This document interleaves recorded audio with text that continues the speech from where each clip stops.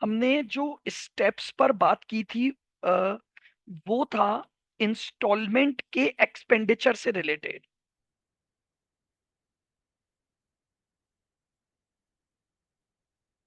तो देखो, आपके पास जो क्वेश्चन बैंक है उसमें देखो क्वेश्चन नंबर 12।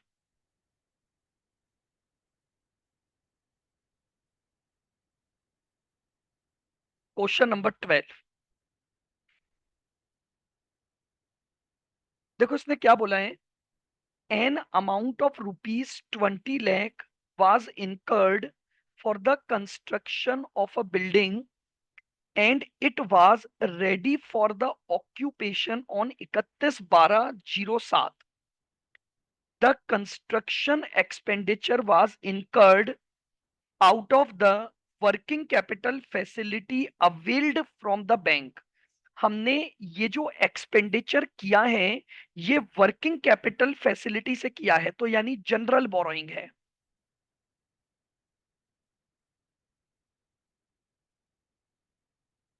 तो हमारे पास टाइप ऑफ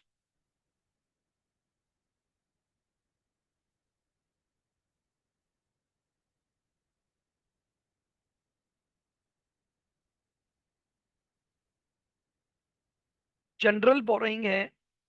ठीक है, 25 लाख का लोन ले रखा है 15% की रेट पर, कोई एक्सपेंडिचर इनकर्ड दे नहीं रखा, तो इसका मतलब जो आरओसी है हमारी वो 15% ही हो जाएगी। तो स्टेप वन, मुझे आरओसी चाहिए।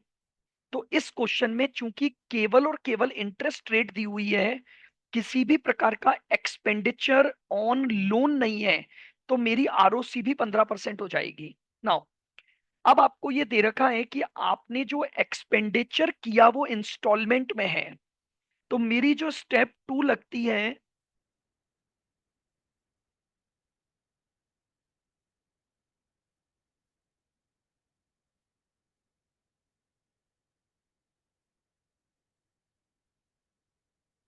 वेटेड अमाउंट ऑफ एक्सपेंडिचर निकालेंगे।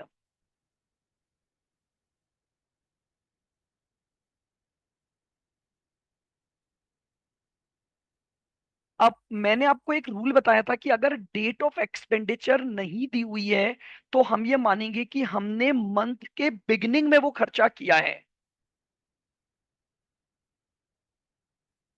तो देखिएगा, हमने जुलाई 2007 में खर्चा किया।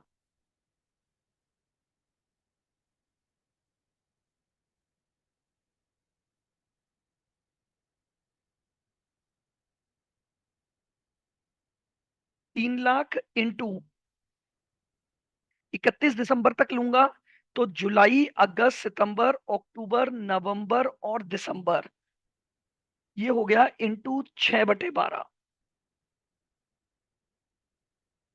1,50,000।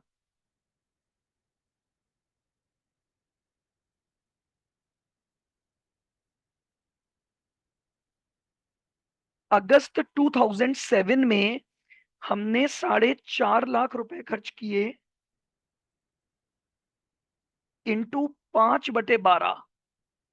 बस टाइम प्रपोर्शन में उसको कैलकुलेट करना है, तो 450 डिवाइड बाय 12 इंटू 5, ये आ जाएगा 187,500।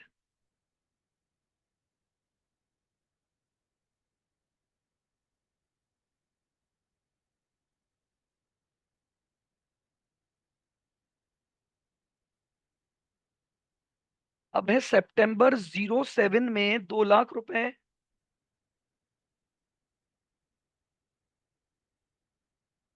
इंटू 4/12, 66,667।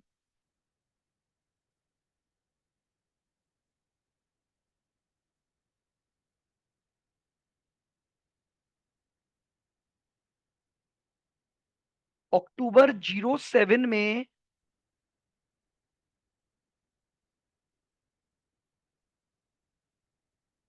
5 लाख इंटू 3/12, तो 1,25,000 ये आ गया। फिर है नवंबर,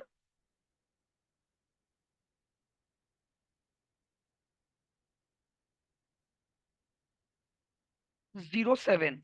तो नवंबर में 3 लाख इंटू 2/12, तो ये आपके पास आ गया 50,000। बस सिंपली एक्सपेंडिचर इन इंस्टॉलमेंट में आपकी स्टेप 2 में चेंज आता है।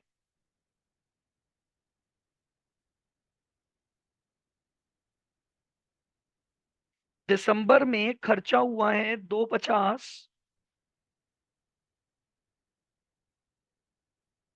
इंटू 1/12, 20,833।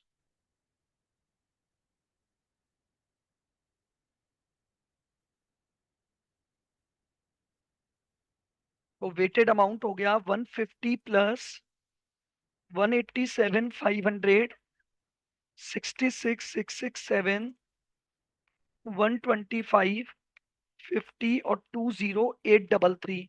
तो टोटल खर्चा हो गया आपका weighted amount 6 lakh. 6 lakh.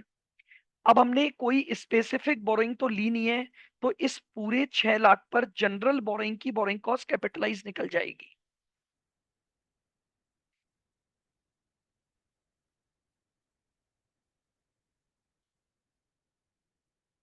Borrowing cost to B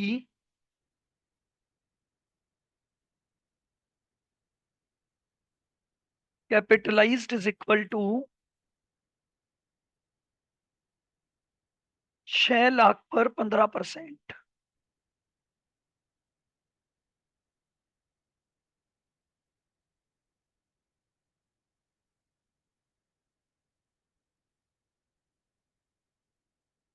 90,000।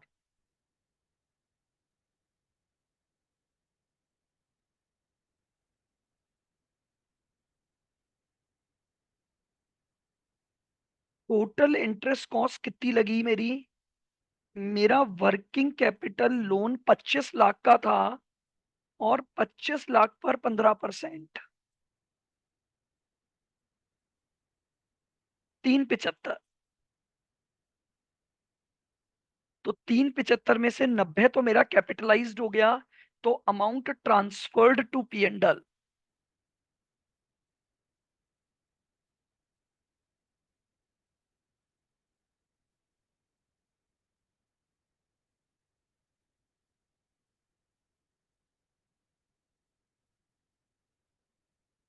Interest cost transferred to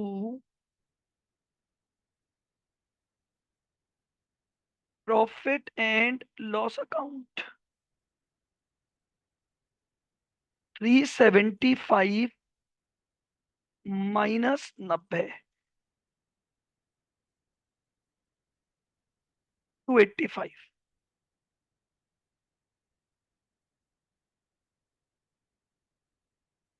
तो ये बिल्कुल एक बेसिक क्वेश्चन था कि whenever expenditure incurred are given on instalment. आई क्वेश्चन नंबर 30।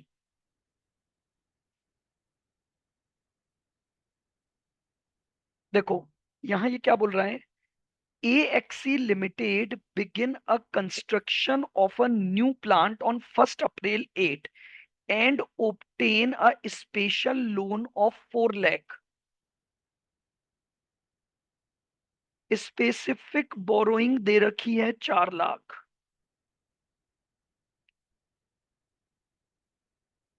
खर्चा कुछ दे नहीं रखा, तो जो इंटरेस्ट रेट है वही इसकी आरओसी हो जाएगी।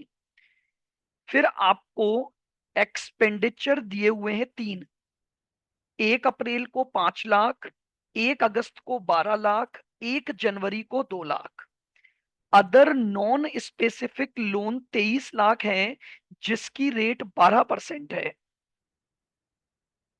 तो जनरल बोरोइंग भी सिंगल ही दे रखी है 23 lakh.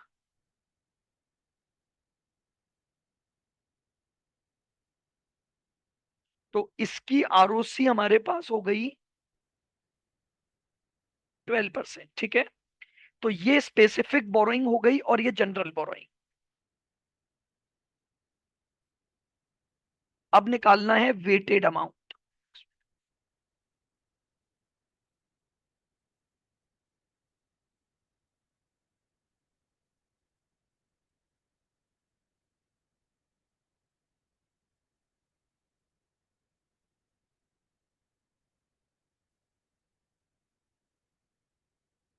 Weighted amount of expenditure, देखो अब ध्यान से। सबसे पहले हमने 1 अप्रैल 08 को खर्चा किया 5 लाख, और 31 मार्च 12 तक आपका कंस्ट्रक्शन कंप्लीट हुआ। तो यानी टाइम पीरियड हो गया पूरे 12 महीने, तो इंटू 12/12। बस एक ही स्टेप है जिसमें ध्यान रखना है, वेटेड अमाउंट निकालने का। 1 अगस्त 8,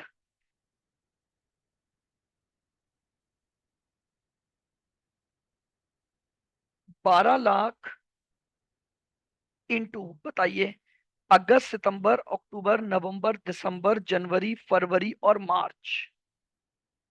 ये हो गया इंटू 8/12। तो वेटेड अमाउंट आ गया 8 लाख। तीसरा खर्चा किया है 1 जनवरी 09,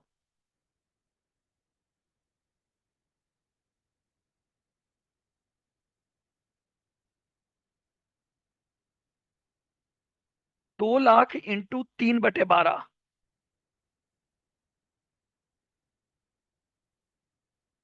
ये लीजिए। तो ये हमारे पास क्या आ गया, वेटेड एक्सपेंडिचर आ गया 13,50,000।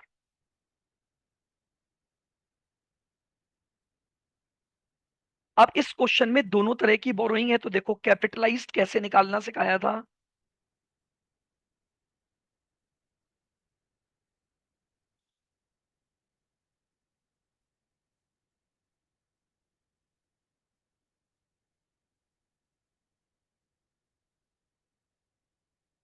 देखो अब टोटल क्वालिफाइंग असेट का वेटेड अमाउंट है आपका 13,50,000,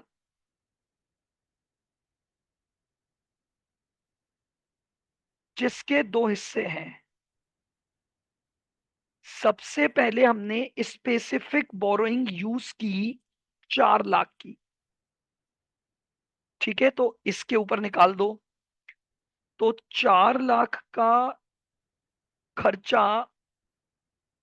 आउट ऑफ स्पेसिफिक बोरोइंग, और इनटू इसकी रेट है आपकी 10%।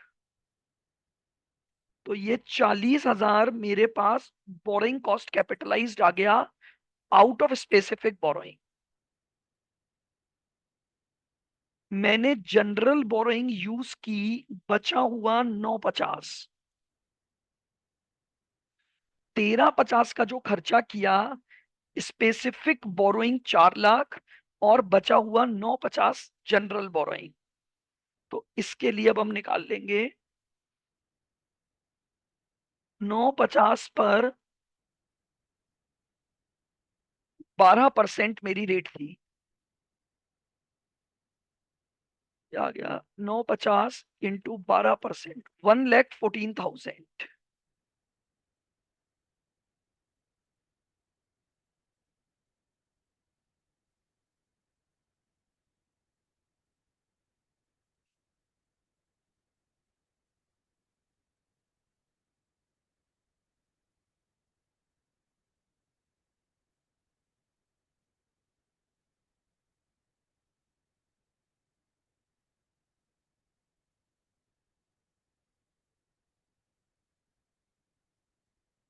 Total interest cost specific borrowing की 4 लाख इंटू 10% यानी 40, और जनरल बोरोइंग की 23 लाख पे 12%।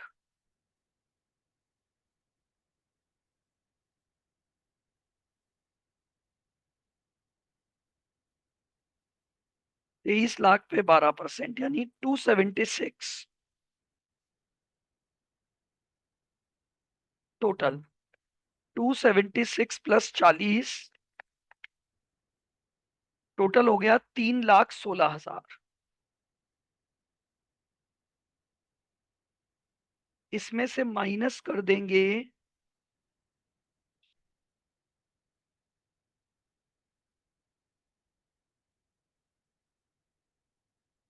Borrowing cost capitalised 154। तो ये आ गया borrowing cost transferred to P and L.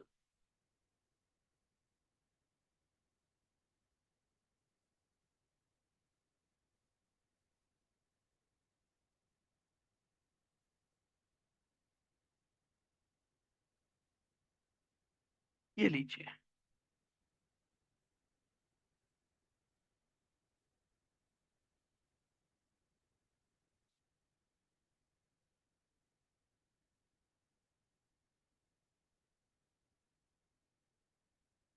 आइएगा, अब देखिएगा क्वेश्चन नंबर 70।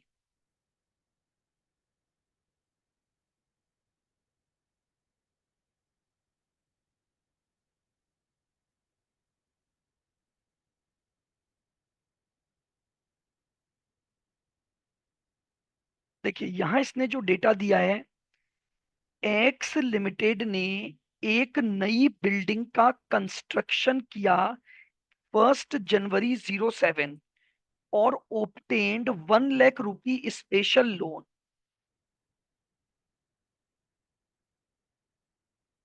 स्पेसिफिक बोरोइंग है 1 लाख। ठीक है, कोई एक्सपेंस दे नहीं रखा है, तो इसकी जो रेट ऑफ इंटरेस्ट है वही हमारी आरओसी हो जाएगी, यानी 10%। अब जनरल बोरोइंग दो हैं, तो मुझे एक वेटेड एवरेज रेट निकालनी पड़ेगी।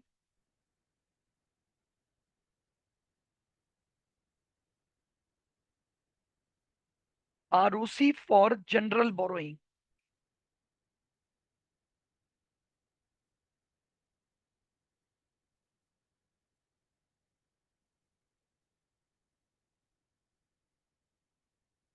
5 लाख पे 13%,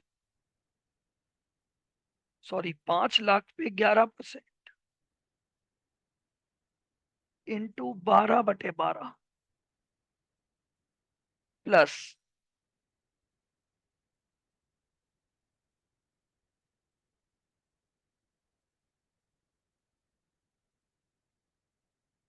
इंटू 12/12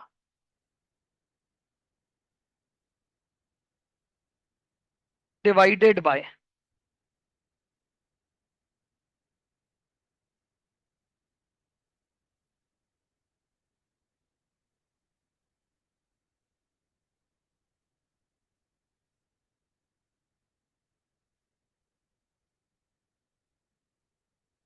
100।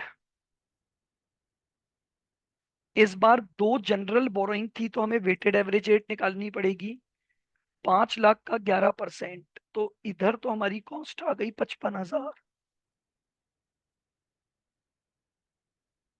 प्लस 9 लाख पे 13%,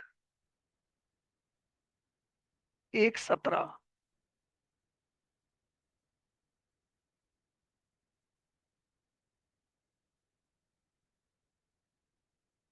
ये लो,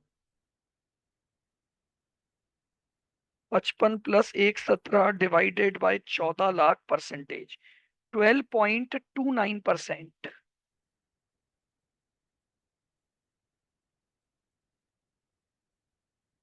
ये लीजिए, तो हमने सबसे पहले स्पेसिफिक बोरोइंग की तो जो आरओसी थी वो ले ली, और फिर हमने जनरल बोरोइंग की एक आरओसी कैलकुलेट कर ली।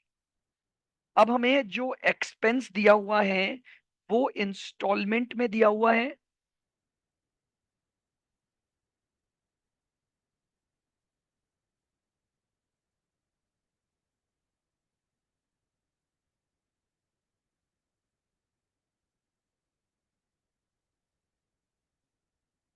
वेटेड अमाउंट ऑफ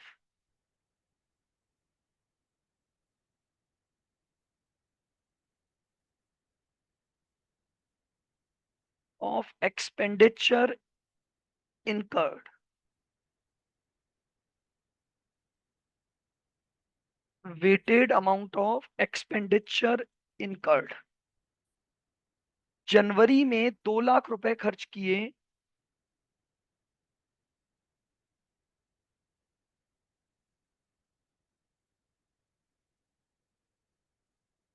तो पूरे 12 महीने के लिए लगेगा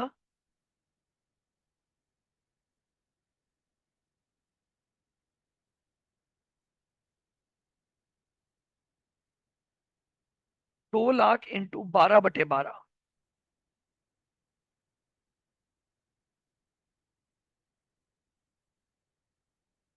अप्रैल 07, तो अप्रैल मई जून जुलाई अगस्त सितंबर अक्टूबर नवंबर दिसंबर, 9 महीने के लिए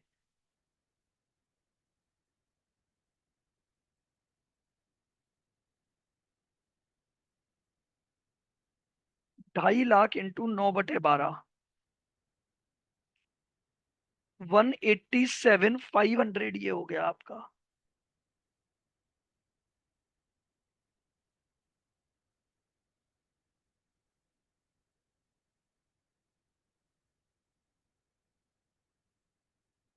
जुलाई 07, तो जुलाई अगस्त सितंबर अक्टूबर नवंबर दिसंबर, 6 महीने के लिए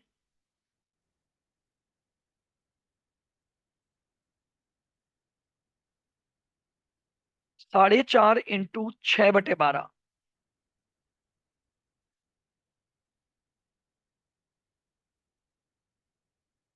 ये आ गया हमारे पास 225। फिर जुलाई के बाद दे रखा है दिसंबर 2007,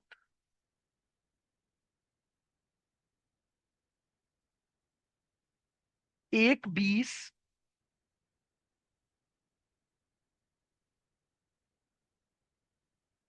इंटू 1/12,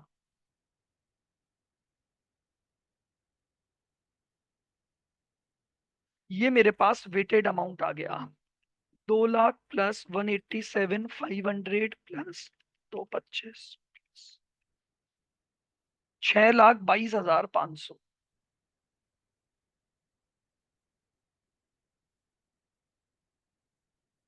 अब सिंपल सा रूल है, सबसे पहले स्पेसिफिक बोरोइंग यूज होगी, यहीं से 2 टुकड़े कर देता हूं।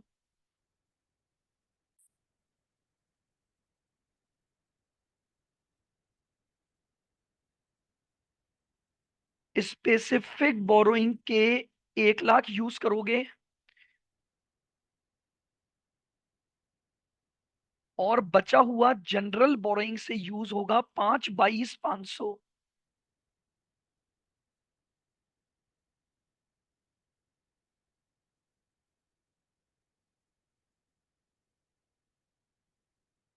अब इस बार आंसर निकाल लो।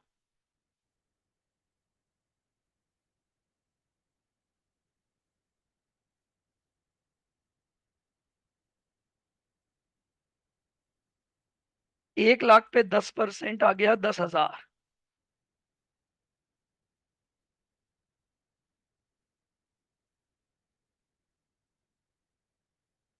5/22,500 इंटू,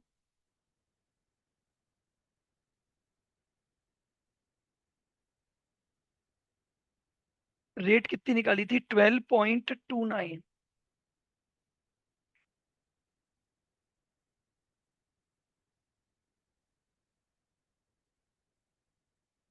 64215।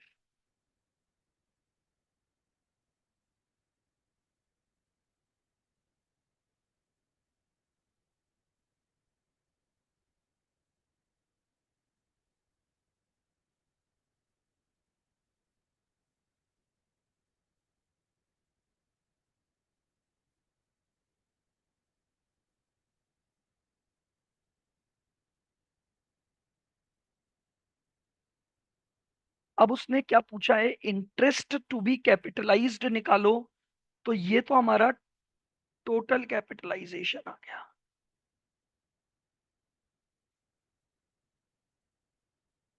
74,215। अब इसने बोला है बिल्डिंग के रेस्पेक्ट में जर्नल एंट्री पास करो।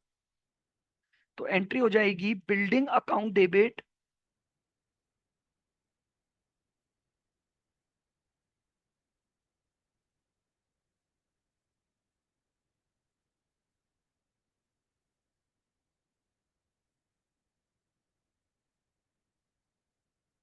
To bank account. तो पहले तो ये देख लो बिल्डिंग पर टोटल खर्चा आपने कितना किया। तो बिल्डिंग का टोटल खर्चा है 2 प्लस 2.5 प्लस 4.5 प्लस 1 20। तो 10,20,000 तो आपने वो खर्चा किया, प्लस कैपिटलाइजेशन होगा 74,125। तो एंट्री हो गई building account debit to bank 10,94,215।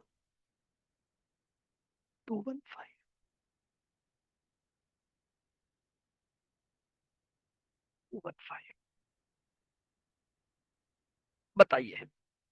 तो ये हमारे पास टाइप 2 रिलेटेड जो क्वेश्चन थे वो हमने किए, जहां पर हमें क्या दिया हुआ है, जो एक्सपेंडिचर है वो उसने इंस्टॉलमेंट में दे रखा है। तो अगर खर्चा इंस्टॉलमेंट में दिया है तो हम इस तरीके से इसको अप्लाई करेंगे।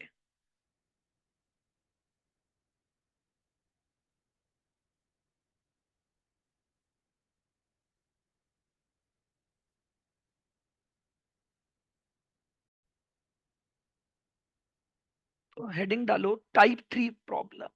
अब तीसरा वैरायटी का क्वेश्चन कैसा बनता है इस एस में से।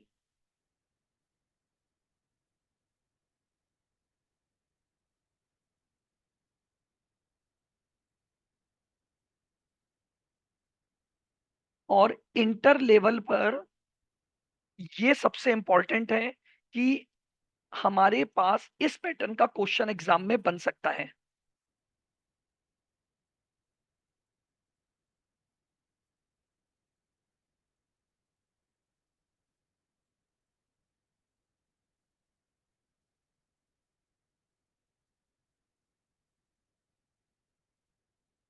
Allocation of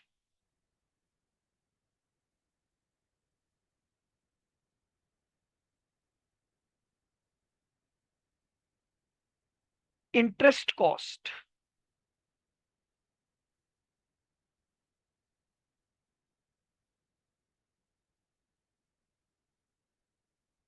when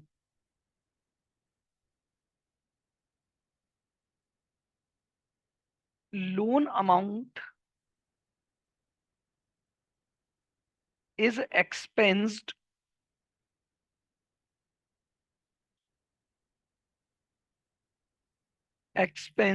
for various purposes.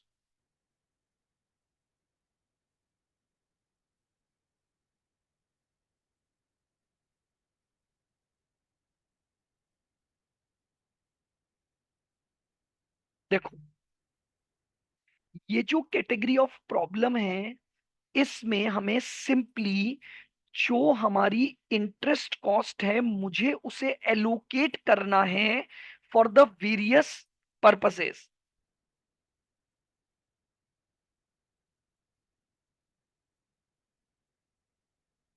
इसमें लिखो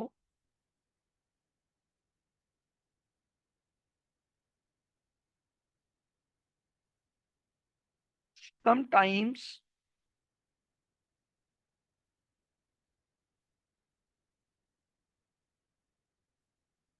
loan taker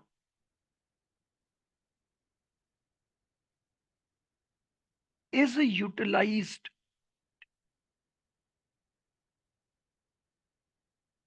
sometimes loan taken is utilized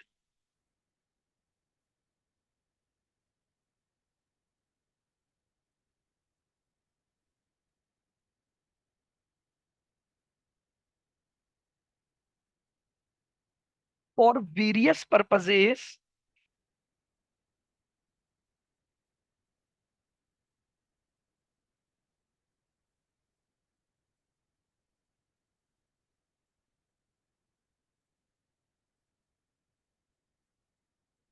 including qualifying asset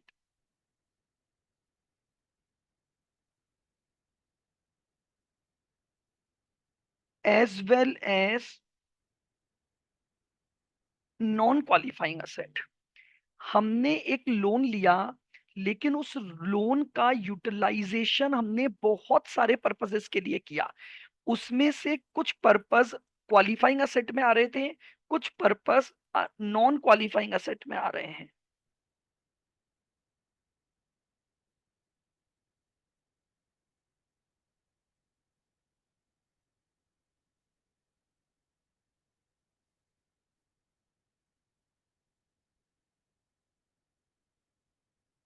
total interest cost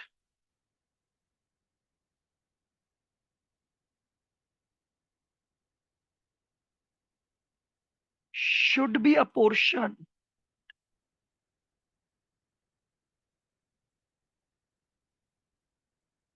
total interest cost should be a portion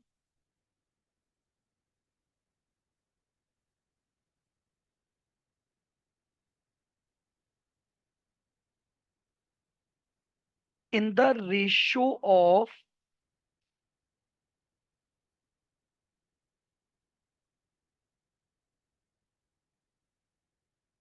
amount of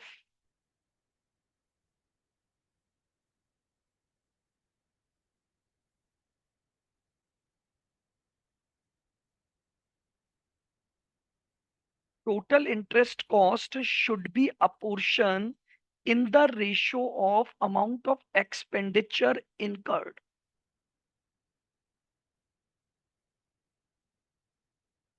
यानी हमने जो जो खर्चा किया उसके अमाउंट के रेशो में हम क्या करेंगे, एक्सपेंडिचर इनकर्ड को हम क्या कर देंगे, अपोर्शन कर देंगे।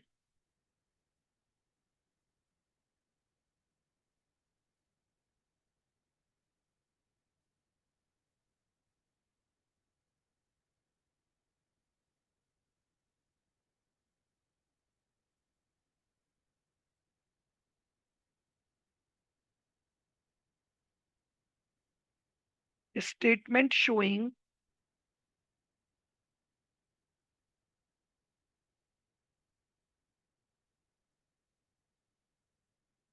अपोर्शनमेंट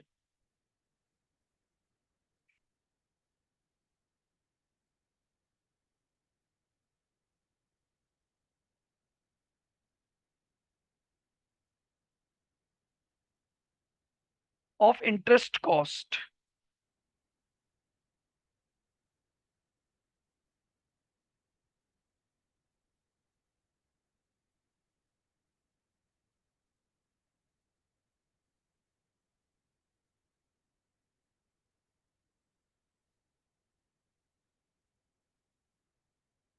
उससे पहले आ गया name of asset.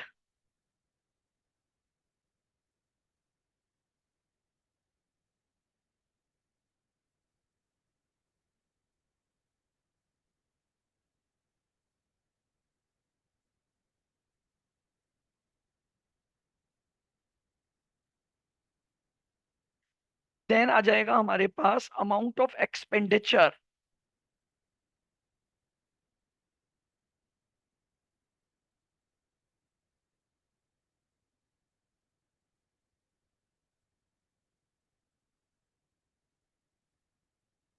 Nature of asset.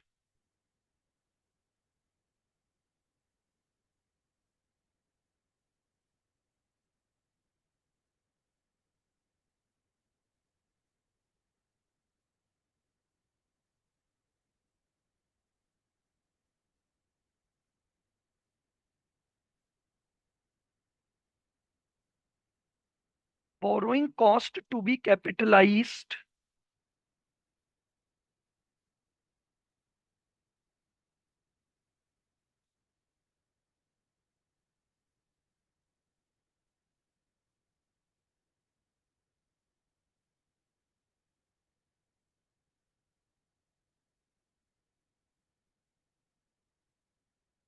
Transferred to profit and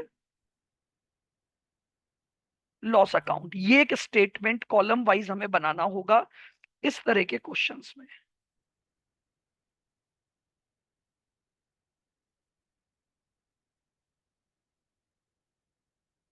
एक मिनट। ठीक है, तो इस तरीके से आपके पास ये एक फॉर्मेट बनेगा जिससे हम अपने इस पैटर्न के क्वेश्चन को लेंगे। अब इसमें हमें करना क्या है, कुछ भी नहीं करना। बेसिकली आपको जो भी आपने अमाउंट ऑफ एक्सपेंडिचर किया है, समझो ये आपका अमाउंट ऑफ एक्सपेंडिचर है, ये आपका अमाउंट ऑफ एक्सपेंडिचर। मान लो ये चार पर्पसेस के लिए आपने खर्चा किया है, ध्यान से सुनना। इनमें से मान लो ये क्वालिफाइंग असेट है, ये खर्चा नॉन क्वालिफाइंग असेट है, ये खर्चा नॉन क्वालिफाइंग असेट है, और ये खर्चा आपका क्वालिफाइंग असेट है। ठीक है। अब टोटल इंटरेस्ट को इसके रेशियो में बांट दो बस।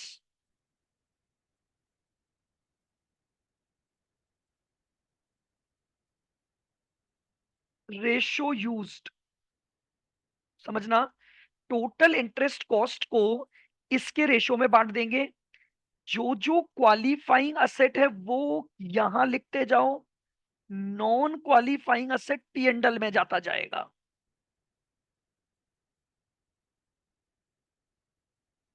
क्वालिफाइंग असेट का कैपिटलाइज कर दोगे, नॉन क्वालिफाइंग असेट का पी एंड एल में डाल दोगे। तो ये प्रॉपर चार्ट आपको बनाना पड़ेगा।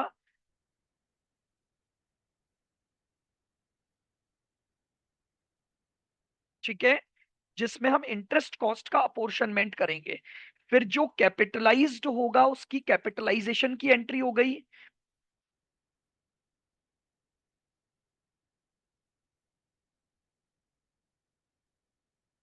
और जितना पी एंड एल में जाएगा वो पी एंड एल में आ जाएगा। आओ एक क्वेश्चन मैं आपको इसका भी कराऊं। तो आप देखिएगा क्वेश्चन नंबर 11।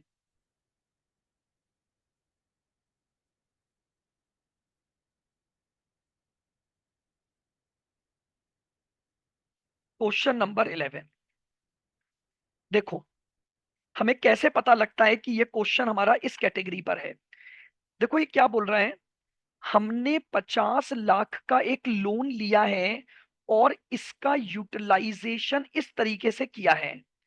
शेड को बनाया 50 लाख में, purchase of machine 40 lakh, working capital 20 lakh, और advance for the purchases of truck 10 lakh. यानी हमने टोटल जो एक्सपेंडिचर किया वो किया 120 लाख का। इस 120 लाख में कहीं ना कहीं हमने ये 50 लाख रुपए यूज किए। हमें नहीं पता कि 50 लाख में से कितना पैसा कहाँ खर्च हुआ। हमने टोटल जो एक्सपेंडिचर किया उसमें हमारा लोन अमाउंट कहीं ना कहीं खर्च हुआ है। कंस्ट्रक्शन ऑफ शेड कंप्लीट हुआ है मार्च 16 में। मशीन को सेम डेट पर इंस्टॉल किया, यानी ये ऑलरेडी रेडी टू यूज थी। हमारी क्वालिफाइंग असेट की डेफिनेशन इसी कैटेगरी के क्वेश्चन में काम आती है कि क्वालिफाइंग असेट वो है जिसे बनने में समय लगता है। फैक्ट्री शेड में समय लगा होगा क्योंकि कंस्ट्रक्शन हुआ है। मशीन का केवल इंस्टॉलेशन हुआ, यानी मैंने बनी बनाई ली। Delivery of the truck was not received. और वैसे भी मैंने आपको एक पॉइंट लिखवाया था, रोड ट्रांसपोर्ट व्हीकल पर कैपिटलाइजेशन नहीं होता है। अब आपको दे रखा है टोटल इंटरेस्ट, बैंक ने 18 लाख चार्ज किया। Show the treatment of interest. लीजिए टोटल इंटरेस्ट दे रखा है।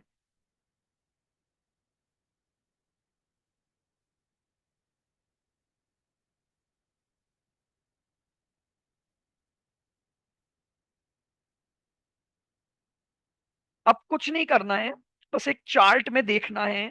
तो देखो सबसे पहले आ गया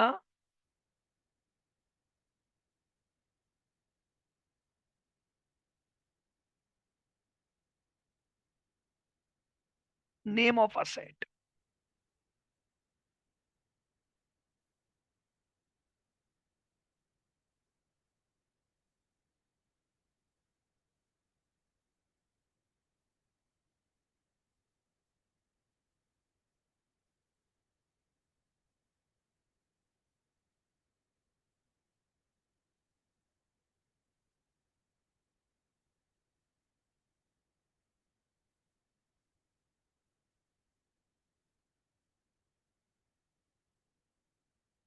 nature of asset.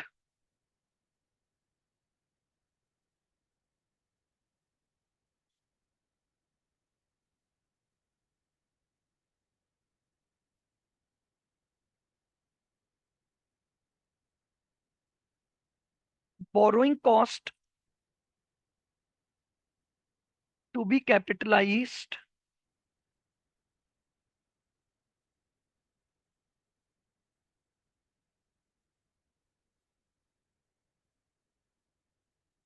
Borrowing cost transferred to P&L।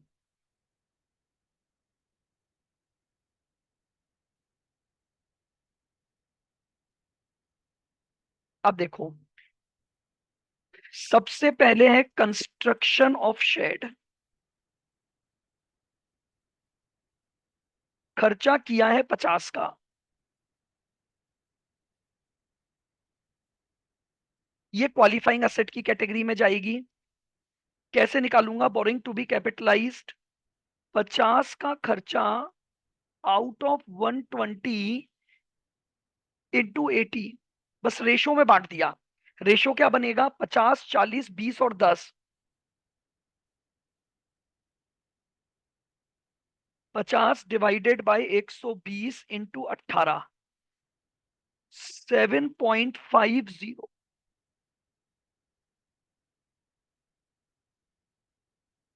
अगली असेट है मशीन।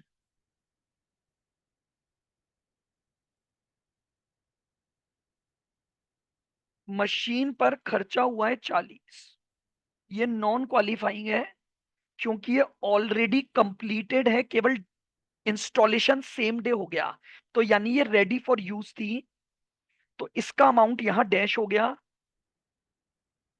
यहां आ जाएगा 40/120 इंटू 18, जो P&L में चला जाएगा। 6।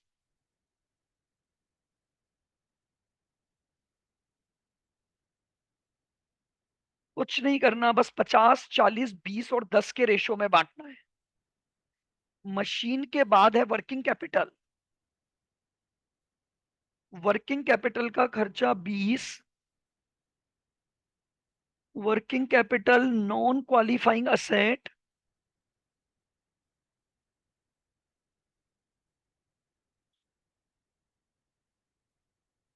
ये लो, 20 डिवाइड बाय 120 इंटू 18,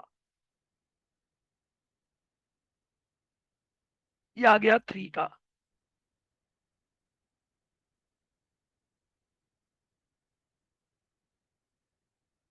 मतलब यहाँ चाहो तो ऊपर रेशो पहले लिख सकते हो आप।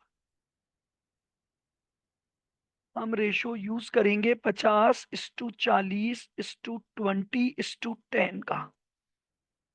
अगला अमाउंट खर्च किया है advance for purchase of truck.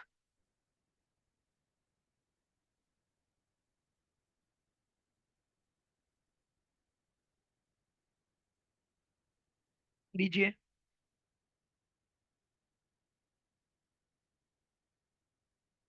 ये भी नॉन क्वालिफाइंग है, यहाँ डैश। 10/120 इंटू 18। सर हाँ बोलो। सर ये एडवांस फॉर ट्रक का नॉन क्वालिफाइंग कैसे हुआ? क्योंकि उसने ये एडवांस फॉर ट्रक तो एक्चुअली में ये तो इसलिए हुआ ना, रोड ट्रांसपोर्ट व्हीकल तो स्पेसिफिकली मैंने लिखवाया था not applicable A16। Okay sir, हाँ। और सर ये वर्किंग कैपिटल कैसे हुआ ये भी वर्किंग बता कैपिटल, दीजिए। वर्किंग कैपिटल तो आपके बिजनेस से रिलेटेड ना, असेट तो क्रिएट ही नहीं होती वर्किंग कैपिटल से। वर्किंग कैपिटल तो वो होती है जो day to day business operation में काम आ रहा है पैसा, तो इससे कोई कैपिटल असेट तो क्रिएट ही नहीं हो रही, ठीक है सर। है ना। मशीन हो सकती थी अगर मशीन को रेडी करने में कुछ लगता, उसने यहाँ पर मशीन के लिए स्पेसिफाई कर दिया कि सेम डेट पर आपकी इंस्टॉलेशन हो गई है, तो इसका मतलब machine already ready to use थी, तो ये भी नॉन क्वालिफाइंग रही। Working capital always non qualifying, और road transport vehicle always non qualifying. Okay sir.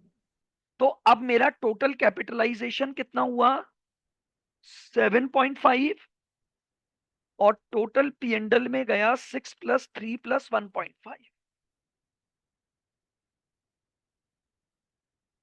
ये देखो, यानी मेरा जो टोटल इंटरेस्ट था 18, उसको इस तरीके से आपको क्या करना है, प्रेजेंट करना है।